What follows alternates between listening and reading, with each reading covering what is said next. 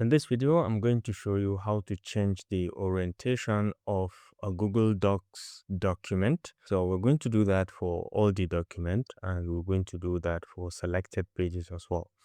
So let's say we want to start with changing the orientation of all the document. So all I need to open a document, and then let's go to format. I can come down to page orientation in here, and you can see apply to the whole document. This is because we have not selected any portion of it. At the moment, it is portrait. If you want to use it to change it to landscape, you can say OK to this, and the whole thing is going to be changed into a landscape orientation format, as you can see. If you want to go take it back to the portrait, you can just select and you take it back to portrait. Now, assuming I don't want the whole document to have this, I just want page 3, this page, to be in landscape. All I need to do is to make sure I select the content of that page. Now I can come to format, I can go to page orientation, and then I'm going to select content and say landscape, and then say OK to this. And as you can see, that page had been converted into a landscape. Okay, from that page, you can see the page had been converted into a landscape, and subsequently it goes back to portrait. If you want to take it back to